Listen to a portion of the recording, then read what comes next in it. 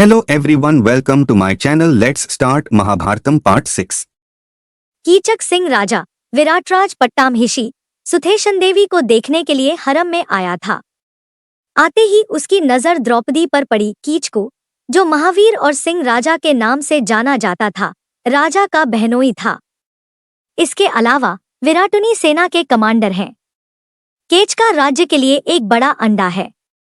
सिम्हाबालू ने बहन से पूछा, क्वोट, यह नवागंतुक कौन है जो हरम में एक नई सुंदरता लेकर आया है? सुतेष्णा को अपने भाई की राक्षसी प्रवृत्ति का एहसास हुआ और वह ढिचकी।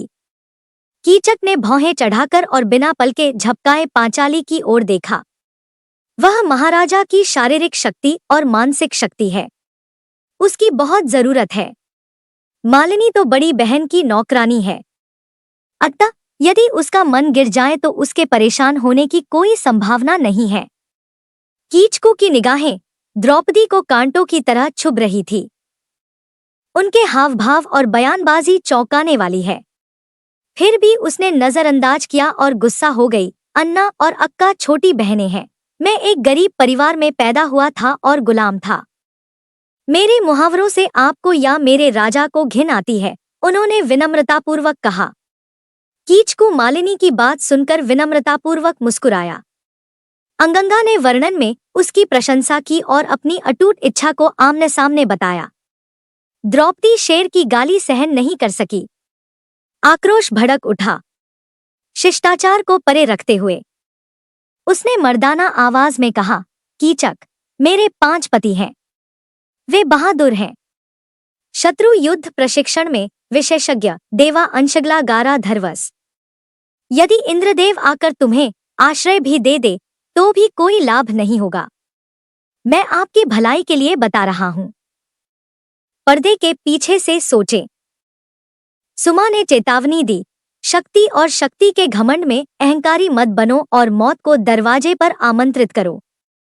शेर मुस्कुराया और उसकी बातों को तिरस्कार के साथ खारिज कर दिया। द्रौपदी बताती है कि आशीर्वाद की आशा रखने वाले दुष्टों का जीवन कैसे समाप्त हुआ। कीचकड़ू लापरवाही से अपनी बहन सुथेष्णा के पास गया और बोला, मुझे वह युवक चाहिए। उन्होंने कहा, आप बोझ हैं। सुथेष्णा दूसरों को मनाने की कोशिश करती है, लेकिन पटपुरानी को एहसास होता है कि मूर्ख का दिमाग नहीं बदला जा सकता। यह स्पष्ट था कि मौखिक चर्चा के अलावा समस्या का समाधान नहीं होने वाला था। भाई की अवज्ञा ठंडी हो गई। सर, आप एक लौंडिया पाने के लिए इतने उतावले क्यों हो रहे हैं? मैंने तुमसे कहा है कि हम अपने अंत को ध्यान में रख रहे हैं और कुछ नहीं। अगर मेरे पास थोड़ा समय हो तो मैं उसे नाया या भयाणों की राह पर ले आऊंगा। मैं इसे कुछ टेढ़ेपन के साथ आपके मंदिर में भेज दूंगी, महारानी ने कहा। उस क्षण खतरा टल गया। सिम्हाबालू, जो अपने महल में वापस चला गया, क्षणों की गिनती कर रहा था।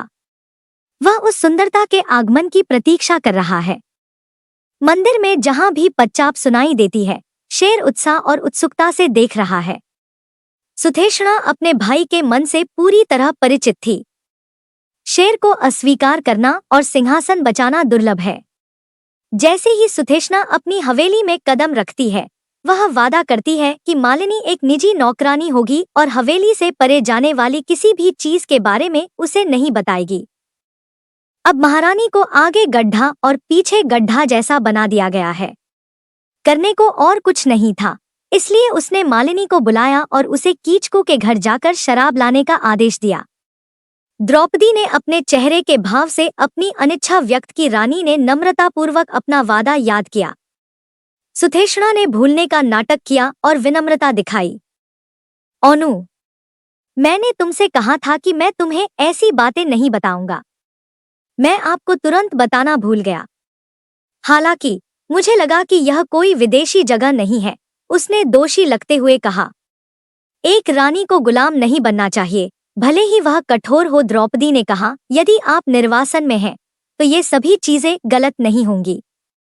द्रौपदी ने अपना मन बना लिया और मदिरा के बर्तन के साथ सिंहबालू के निवास के लिए प्रस्थान किया। Don't forget, like, comment, share, subscribe.